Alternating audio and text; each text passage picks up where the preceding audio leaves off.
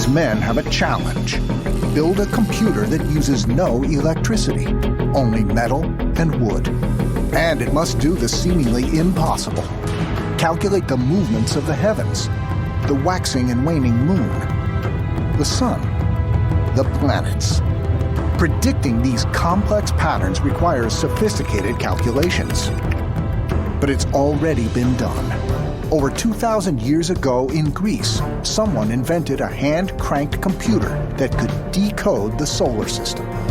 The ancient device isn't much larger than a shoebox, but it holds dozens of interlocking gears and carries multiple synchronized pointers on its front and back. Chris Weisbart and Maris Ensing have decided that the best way to understand this 2,000-year-old astronomical computer is to build one like it. It might be really interesting to make it slightly larger and really expand it out so that people can really see how the gears mesh together. Okay, and how much time do we have for this thing? I think in 2 weeks. Oh, come on. Get real. I know. Have you seen this diagram? You say how long? 2 weeks. Chris is the tech guru for the Natural History Museum of Los Angeles County. Mesh with that 127. Maris Ensing is president of MAD Systems, a Los Angeles-based company that builds exhibitions for museums all over the world. They're going to base their model on X-rays from the original and diagrams founded on decades of research studying its complexities. It's precisely meshing gear teeth. We need to sandblast these wheels and see if we can clean them up. And the understanding of the skies encoded in them. The ancient Greeks were hungry for knowledge. They produced sophisticated art and architectural masterpieces like the Parthenon, great thinkers like Socrates and Aristotle, and important advances in trigonometry, geometry, and astronomy. What was important for them was gaining knowledge, gaining an understanding of the cosmos, using technology to elevate the spirit by getting closer to the gods, closer to the nature of things. Their pantheon of gods ruled over a perfectly ordered universe, and the gears in this ancient computer were a mechanical celebration of it, a way to understand the planets, stars, and moon as they swirled above. Within a few hundred years, though, ancient Greek civilization would die out, and the knowledge that made this computer would die out with it.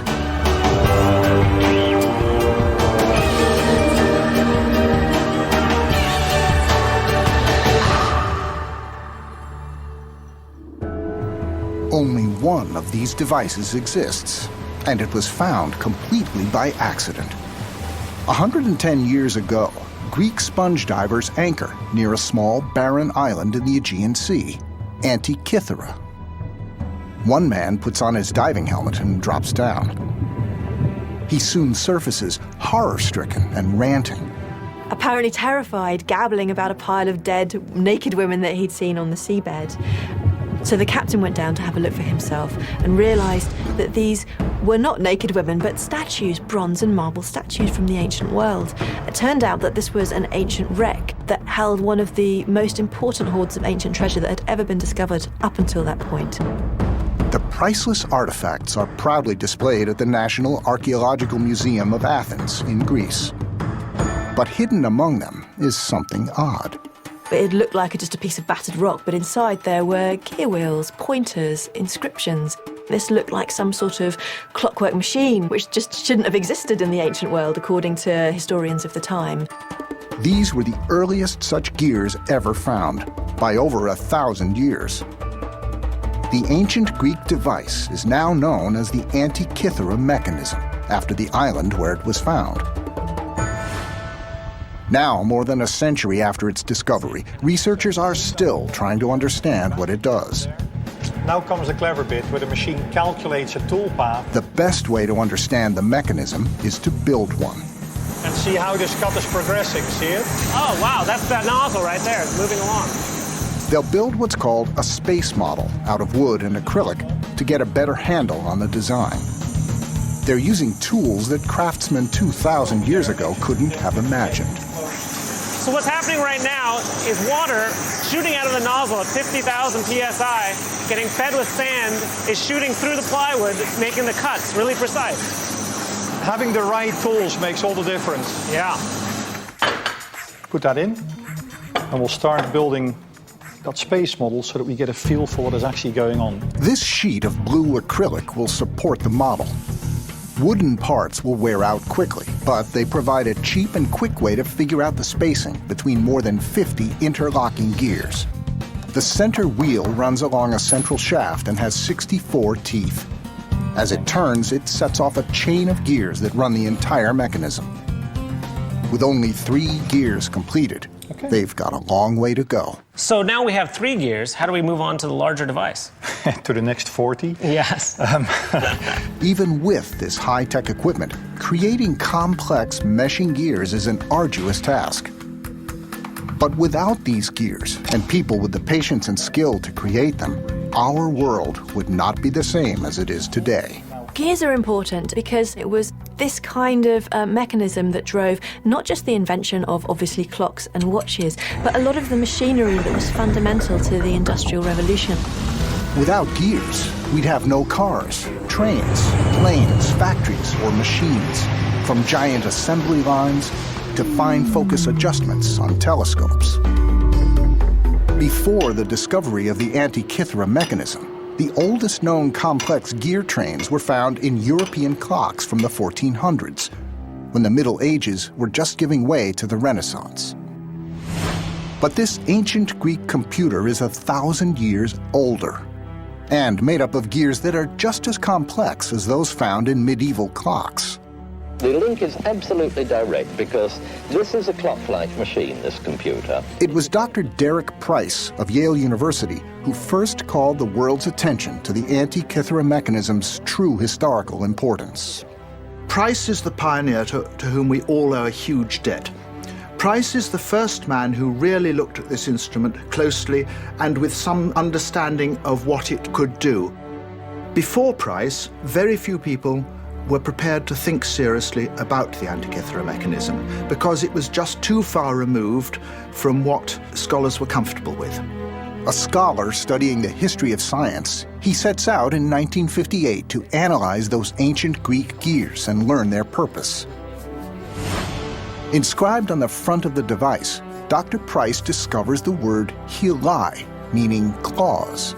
This is the Greek name for one of the zodiac signs, Libra. Further around the dial, 2 letters are legible from the Greek name for Virgo. Price soon realizes that one of the front rings is divided into the 12 constellations that make up the zodiac. There are many constellations in the sky, but the 12 in the zodiac serve as the background for what's known as the ecliptic, the sun's path through the sky over the course of a year. If you very systematically track the sky, you can figure out that the sun appears to be traveling around the sky and through some of the constellations that we map up there. Price's team creates a series of X-ray images so he can see the inner workings of the device without destroying it. By examining the X-rays, he deduces that 5 turns of a side handle would have moved a pointer, symbolizing the sun, through 1 full cycle, or 1 year. Having worked out the gear spacing in wood, Morris and Chris switched to metal for the final model. So the first thing we have is the rotation of the sun. So we put a pointer onto the sun so that we can show the rotation of the sun. It goes through the zodiac, so you get 1 rotation for 1 year. The main drive wheel pushes the sun pointer around the zodiac dial and also sets in motion a series of gears that calculate the movement of the moon, represented by a second pointer. Then the second one you put on is the moon pointer, and this is something called a coaxial shaft. What we have here is an outer sleeve, and then here we have an inner shaft. So the outer shaft, the sleeve, is on the sun, and then the inner shaft, which is this guy, is being rotated by this gear over here, and this shows the moon. The mechanism computes the movement of the moon in relation to the sun. Turning one side handle moves both pointers at their proper speeds around the zodiac dial. Like virtually every other early civilization around the world, the ancient Greeks paid close attention to the comings and goings of the moon. Everybody counts the days by the moon. They bundle the days by the moon. Everybody measures the rhythms of nature in conjunction with what they see the moon doing. The moon operates as a basic timekeeper. But predicting when and where in the sky the moon will appear is not simple. That's because the moon circles the Earth, while the Earth orbits the sun, each on its own independent schedule. The trouble is, these two different cycles don't mesh. You don't get a whole number of moon cycles in a single year. That makes calendars that incorporate both messy. A primary goal of ancient Greek astronomy was to reconcile the lunar and solar patterns and create a sensible calendar. It takes approximately 27 days and 8 hours for the moon to appear at the same point in the sky when compared to the constellations in the zodiac behind it. This is called the tropical month. But it takes approximately 29 days and 12 hours for the moon to go from full moon back to full again, which happens when the Earth, Sun, and Moon are all in a line. A Greek astronomer named Meton from the 5th century BC is credited with figuring out that the Sun and Moon would return to the same points in the sky relative to one another and the constellations of the zodiac every 19 years. It's called the Metonic cycle, and correlated to that, in every 19 solar years, we have 254 tropical months. That is the formula, and it's embedded in the Antikythera mechanism. So the Greeks were trying to get this ratio of 254 to 19, and here's one way to do it. It's 254 teeth on this large gear and 19 teeth on the small gear. This is how gears can do math. Every 19 rotations of the big wheel produces 254 rotations of the small wheel.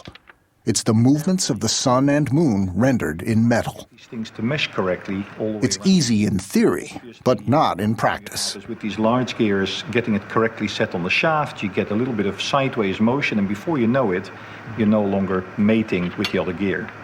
There is a better way of getting this same ratio that actually looks a little bit more complex, and this is one of the interesting things about the Antikythera mechanism, is that they really thought about how to make it small enough and how to make this work. The Antikythera mechanism doesn't contain one gear with 254 teeth and another with 19. It uses a much more sophisticated way of representing the Metonic cycle. X-rays of the crusty metal reveal 6 small gears connected to the main drive gear, what's known as a gear train. The 64 drives this wheel, which sits on the same shaft as that one, which drives this guy over here. So you're saying the combination of the 64th tooth gear driving the 38 tooth gear, which then drives this gear, which then drives this gear, which outputs the same ratio as the So 254. basically it's very similar to simple math. Sure. Instead of doing one division, you can do it in chunks. Starting with the 64-tooth gear wheel at the center, the Antikythera mechanism used 6 gears to create the ratio of 254 over 19. Together, these ratios create the formula, 254 months in 19 years. And you can see that we're now using multiple gears to get to the same ratio on the Antikythera. So by keeping it compact, you're making life a lot easier for yourself. The ancient Greeks made their computer portable.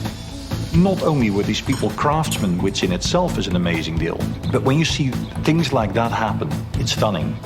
A compact calendar computer over 1,000 years before its time. Some have argued that it's so complex the Greeks couldn't have made it at all. There are even some who say it must have been created by aliens. When the Antikythera mechanism was first discovered in a 2,000-year-old shipwreck, people thought there must have been a mistake. Some people just thought it was a hoax, it couldn't possibly be from the ancient world. Or perhaps it had been accidentally dropped on the wreck site much, much later on by chance. A best-selling book in the 60s suggested that highly advanced aliens must have brought it to Earth from outer space, an assertion dismissed by other scholars. This business of Eric von Däniken and other people like him hypothesizing that anything interesting or complex from antiquity was brought by aliens is just ridiculous. You've substituted a more complex hypothesis, these aliens, for which there's really no other evidence, for a less complex hypothesis, which is ancient people were smart and hardworking. Why not go with a simpler hypothesis? But the sophistication of the ancient device still comes as a shock to modern engineers. We're thinking of them as primitives. They were not. There were people there that had an incredible mind in order to be able to conceptualize a solution to some of these problems. Chris and Morris are using modern tools to make an oversized model. They want it to function like the original, not necessarily look like it. Michael Wright, on the other hand, has built 2 models of the Antikythera mechanism that are the same dimensions and use similar materials to the original. And he made them by hand, as the original craftsman would have done. Wright is an accomplished clockmaker, as well as a historian of technology and former curator of mechanical engineering at the Science Museum in London. He's probably done more than any other individual to bring the Antikythera mechanism back to life. More than 30 years ago, Michael Wright read a book by Dr. Derek de Sola Price. That wheel is the one you see here. Who first drew the world's attention to the ancient Greek computer. But Wright does not agree with all of Price's conclusions. There were points in which he contradicted himself. There were points in which he stated things in writing which clearly did not match with what I saw in his photographs. There were things that just didn't make sense at all, certainly didn't make sense to me as a practical person imagining building the instrument. On a cold spring day, author Joe Marchant meets with Michael Wright in his London studio. My modern hand tools are probably a little quicker and easier to use than the Hellenistic mechanics tools. In particular, I have the benefit of using a screw vise to hold work still, and he probably didn't. Once a circle of brass has been cut, Wright uses Euclidean geometry, invented by the ancient Greek mathematician Euclid, to divide the circle into even segments. Once he divides the circle, Wright makes marks, which he then files into teeth. Building the mechanism by hand requires a huge investment of time. What it seems to me is they've gone to so much trouble. All of this work has gone into this, and it just gets across the importance of the heavens to them, the importance it must have played in their lives of understanding how things were arranged. And this isn't just something you knock off in a few hours on a whim, is it? Well, no. My 1,000 hours probably translates into the best part of a year's work for a man with less efficient tools. In other words, it's quite an investment in labour, and it's quite an investment in materials, making this thing. So somebody really wanted it. In the 1990s, Wright goes to Athens and takes pictures of the mechanism using a technique called linear tomography. This involves a device that he has made himself, which moves X-ray focus just 1/10 of a millimeter at a time. He takes over 700 separate X-ray images of the Antikythera's inner workings, each photo showing a separate slice. These images provide much more detail than the radiographs taken by Dr. Derek Price's team. Once he downloads them onto his computer, Wright notices something astonishing. The 2,000-year-old gears in the Antikythera mechanism show no alterations, no modifications. Wright is a skilled craftsman, but making his model is a learning process. When you look at custom-built clockwork, you very often find alterations have been made as the clockmaker went along. I'm talking of 17th, 18th century clockwork. But in this, there's nothing like that. The maker knew exactly where he was going. Whoever made the Antikythera mechanism got it right the first time. He must have had years of practice. This means there must have once been many similar devices. But now there is only one. One explanation could be the fact that it was made mostly of bronze. Bronze was a valuable metal. It could have been used for weapons or cooking pots or statues or jewellery or all sorts of different things, and was often, through various periods of history, very scarce. So anything that was made of bronze would, over the centuries, have been melted down and reused and made into something else. In the same tradition, Michael Wright has used recycled metal to make his model. You can see that I made this model out of scrap metal. A door plate, Somebody right? or other's registered office. Well, that would be traditional, wouldn't it, using recycled metal? Recycled materials, yes. Yeah. But back in Los Angeles, Chris and Morris aren't trying to reproduce the original gear-making techniques. So let's try and get this thing in here. That shaft comes forward, yeah. They're more interested in figuring out how the thing worked, the way it used gears to mathematically process useful information about events in the night sky. We've got all the gearing sorted out, and I cut the plate based on all the different gearing cycles that we had to have. They've already reproduced the gears that calculate the movements of the moon. But simultaneously calculating the moon's changing phases adds a whole other layer of engineering complexity. Not only did they have the sun and the moon pointer, but they put another part of the mechanism on there that requires a miter gear, which I have here. To display the waxing and waning moon, the Antikythera mechanism used gears on the sun pointer to rotate the moon pointer. Morris uses a modern solution, a miter gear, to get the same result.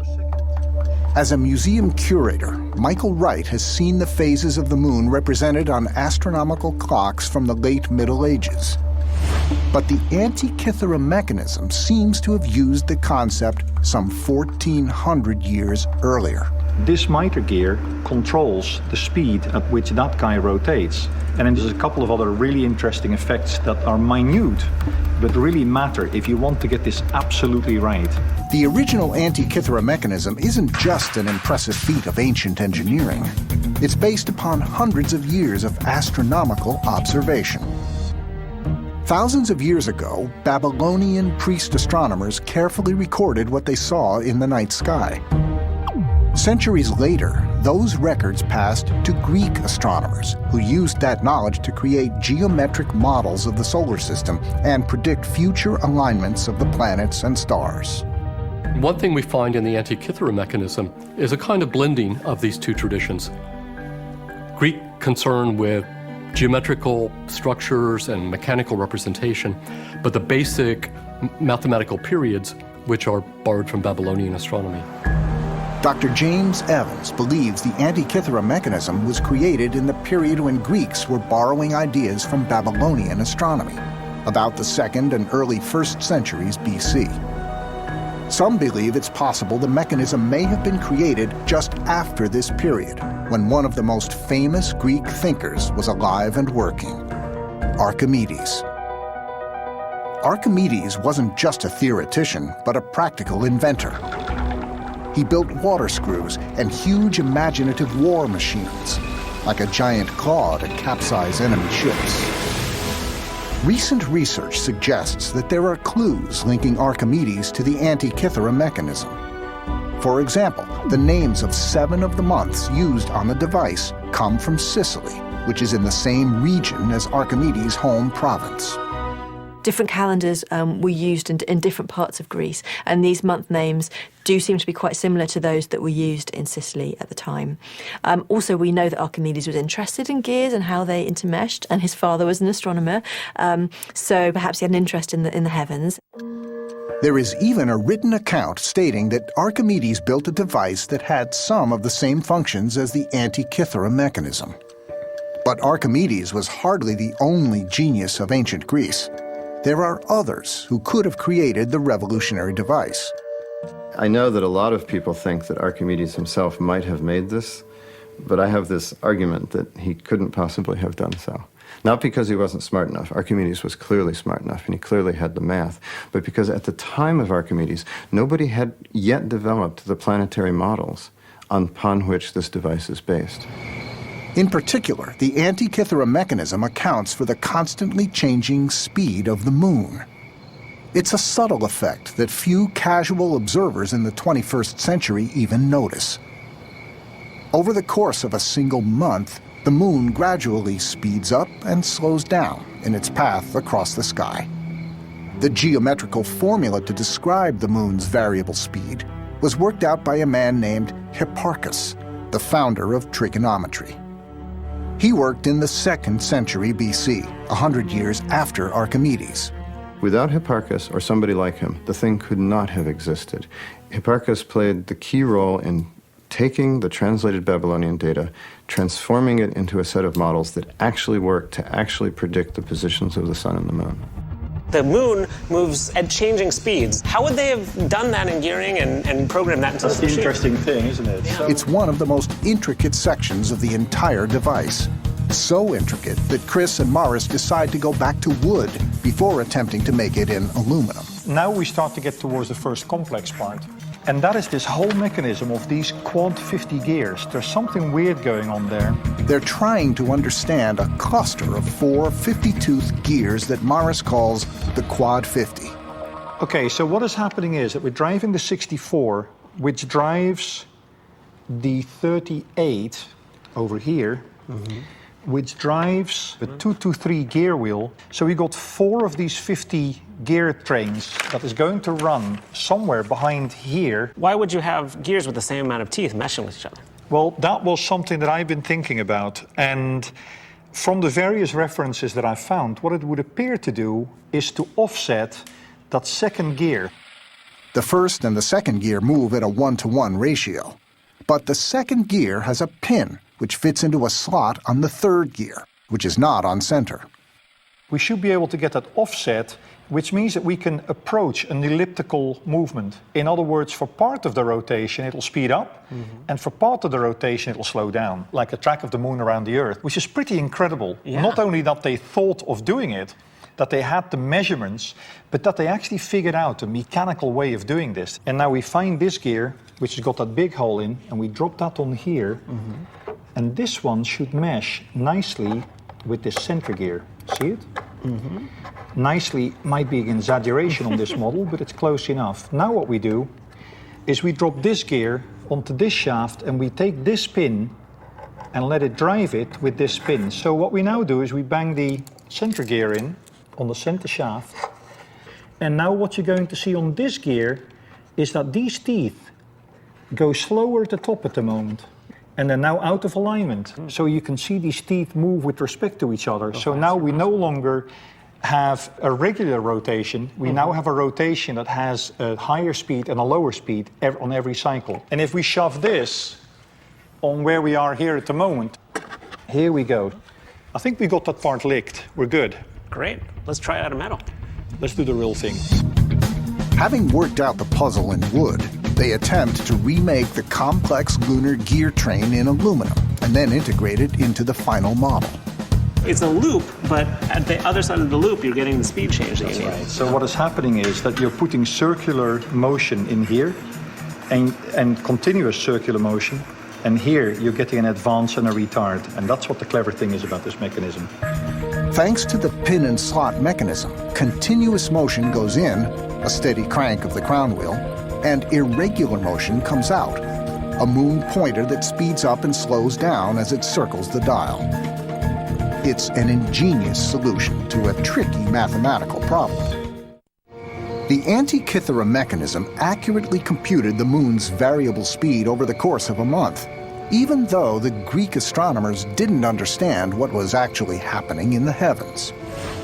They believed the heavenly bodies moved in perfect circles around the Earth. Today, we know that's not true. Only the moon orbits the Earth, which spins on its own axis while orbiting the sun. The orbits of the Earth and moon are not perfectly circular, but slightly stretched. Its rate of motion changes because the moon's orbit is not circular. It's actually an ellipse, a little bit out of round, and that means there are times in its orbit where it's moving a little faster and times when it's moving a little slower. The closer an orbiting object is to its parent body, the faster it moves. This is true not only for the moon as it moves around the Earth, but also for the Earth, which speeds up as its orbit nears the sun. From our earthly vantage point, however, it seems it's the sun that's speeding up and slowing down over the course of a year. Dr. James Evans of the University of Puget Sound in Washington State has studied high-resolution photos of the mechanism. He believes he knows how the Greeks represented this so-called solar anomaly, the sun's changing rate of travel across the sky, in their original design. It turns out there's a very clever and simple way to represent the non-uniform speed zones. You can, in one part of the zodiac, just put the degree marks closer together, and in another part of the zodiac, spread them out. So when your sun pointer is going around at a constant speed, it will go through more degrees in a month on one part of the zodiac than it does on the other. James Evans and his colleague Alan Thorndike were captivated by the Antikythera mechanism and decided to make their own model. The maker of the Antikythera mechanism chose to represent the fact that the sun speeds up and slows down in the zodiac just by appropriately changing the spacing between the marks on the zodiac scale. The Greeks came up with elegant ways of incorporating the variable speeds of the sun and moon into their calendar computer. But there are other objects in the sky whose movements are even more complicated and mysterious: the planets. The Greek word for planet is planetes, meaning wanderer. It's an apt name because these objects seem to move almost randomly across the sky. The Greeks could see 5 planets with the naked eye, all traveling along the zodiac, the same narrow path that the sun travels past the stars. Like the moon, planets speed up and slow down. But sometimes, planets appear to go backwards. Somehow, they must have figured out how to do all of those ratios, and unfortunately, that whole part of the mechanism is lost. And therefore, I think we ought to start with the Evans model and see what we can do to couple this on there, because don't forget, this is only half of the machine. To display the planets correctly, the gearing will have to display retrograde motion. Retrograde is simply a word that means backwards. It just means that an object is moving in the unaccustomed direction. But the planets aren't actually moving backward. It just looks that way from Earth. It's like driving next to a car on the highway. There is continuous forward motion, but varying speeds give one car the appearance of moving backward. He catches up and overtakes me. And here's where you get retrograde motion. From the sun's perspective, all the planets move forward continuously. But because the Earth is also moving, from our perspective, the other planets appear to slow down or even travel backwards at times.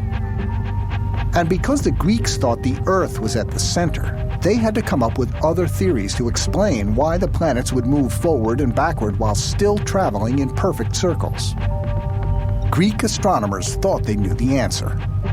The planets must move in what they called epicycles. It's like a teacup ride at an amusement park. Small circular orbits on top of a large spinning platter. Sometimes it appears as though the teacups are moving backwards. The Greeks thought the 5 visible planets must move in similar patterns. And it's likely that was represented in the Antikythera mechanism. But there's no way of knowing for sure. Any planetary gears are missing, possibly still at the bottom of the Aegean Sea. But Michael Wright believes he has solved the mystery. He sees evidence that epicyclic gearing was once part of the device. There's a feature on the frame plate which nobody's ever talked about, and nobody's understood it. In his X-rays, he sees details suggesting that blocks on the mechanism supported a spindle that would have carried motion out to the superior planet assemblies. Each of the 5 planets known to the Greeks would be represented by an epicycle and a pointer at the front. It's the combined motion of the epicycle itself and the disk carrying the epicycle forward that gives us the peculiar motion of the planet. I can't guess exactly how the maker fashioned the pieces, but the principle, I'm sure, is right. But James Evans and his team have a different hypothesis as to how the Antikythera mechanism might have represented the movement of the planets. It could well be that the planetary display is the way Michael Wright would have it, with a full-on epicyclic display. In our conjecture, there's a separate dial for each planet, and the dial just represents the key events in each planet's cycle. Pointers on these dials will indicate when the planets go into retrograde motion, and the 5 dials fit within the zodiac dial at the front of the mechanism. It doesn't model retrograde motion in a sort of cinematic way, but it does announce when retrograde motion begins and ends. But without additional evidence to prove their theories, this mystery remains unsolved. Chris and Morris decide to make their model using Evans' concept, a series of separate dials, partly because it's simpler. The first thing we're going to do here is to build the main part of the mechanism onto this plate. And once we've done that, we'll build the planetary gear set separately and we'll make them work. Okay.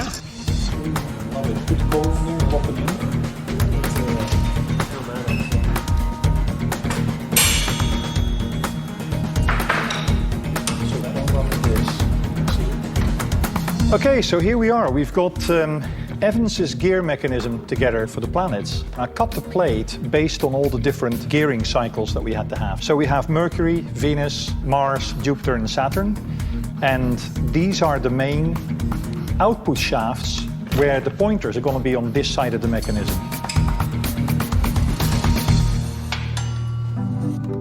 Making a replica of the Antikythera mechanism can give insight into the mind of its maker.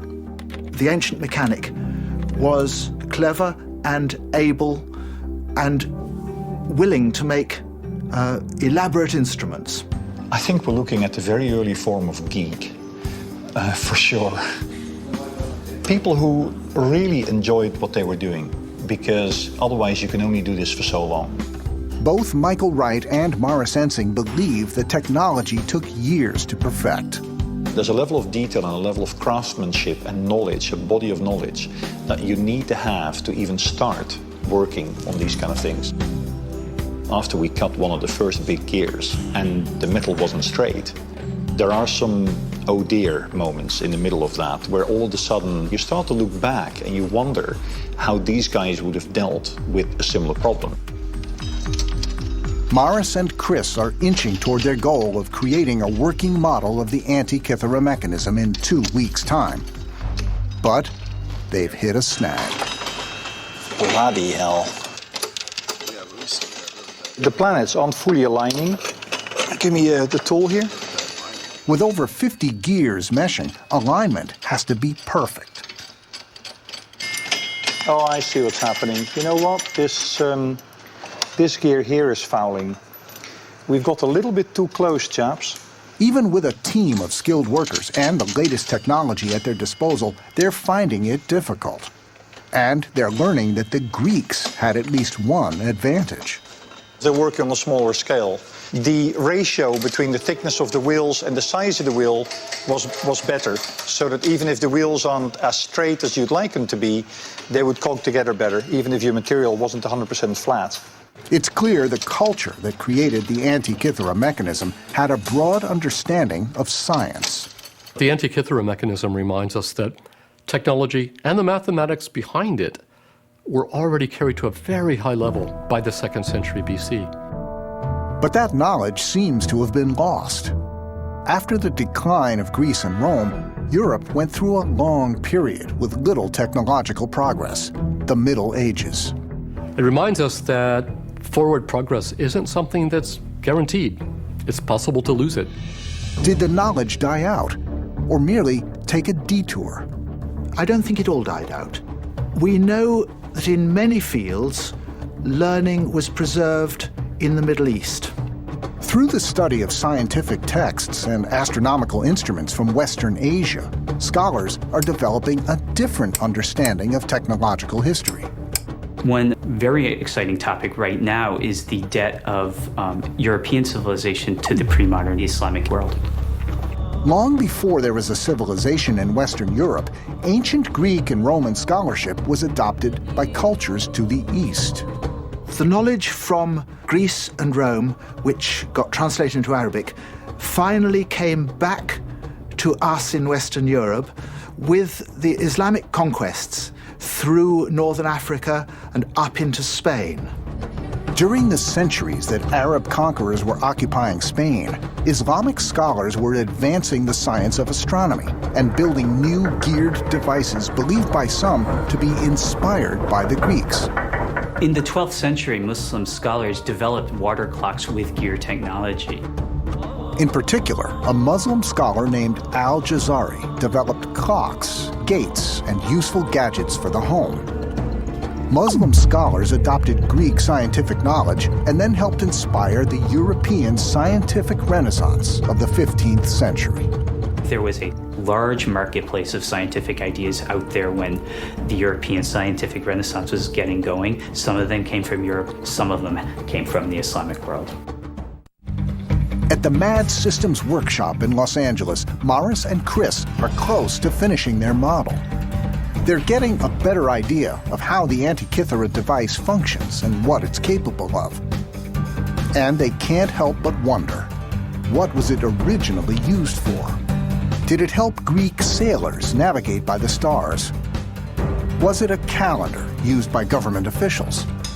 Or was it merely a plaything? What a spectacular machine. I just love the way that this whole thing goes together. Look at it. Incredible. The transparency now, where you can see each of the gears and how they interface with each other. Oh my God, what a beast. Unless you make one of these, I don't think you'll ever get it. Yeah. To understand how the Antikythera mechanism was built, it helps to build a model. But to understand why it was built, it's necessary to look at history. For thousands of years, humans have looked up at the night sky and tried to make sense of what they were seeing. Stonehenge in England, the Egyptian pyramids, Chichen Itza in Mexico. All were designed to mark celestial observations. The solstice, true north, or the equinoxes. But 2,000 years ago, humans used a different way to mark the movements of the heavens, with gears. The Antikythera mechanism wasn't monumental in scale, like the pyramids, but it was a monumental achievement nonetheless. The desire to turn celestial observations into geared mechanisms continues today in observatories and planetariums around the world. This machine behind me is the Zeiss Mark IV planetarium projector. The Zeiss Mark IV is a sophisticated planetarium projector that replicated the movements of the stars and planets for audiences. The Antikythera mechanism didn't do projection, but in a sense it was collecting and presenting the same kind of information. It was telling its audience what is happening in the sky, whether it's the past, the present, or even the future, just as this instrument could do. Just like a modern high-tech planetarium, the Antikythera mechanism was built to astonish and amaze its viewers. This would have been something that enabled them to understand the cosmos and to display and demonstrate that to other people. It's quite possible that this was an educational tool, perhaps within a school of philosophy or astronomy, for a teacher to show to students how things were working. To hold the Antikythera mechanism in your hand was to hold the cosmos. The gears are all hidden inside. Somebody turns a little crank and the pointers go around. So it must have been extremely amazing and impressive. Of all the astronomical events visible to the naked eye, perhaps none is more awe-inspiring than an eclipse. An eclipse happens when three objects are exactly in line. The three objects are, as far as we're concerned, the sun, the moon, and the earth. And what kind of an eclipse you get depends on where the Earth is compared to these other two objects. But of course we have solar eclipses and lunar eclipses, and both are spectacular events.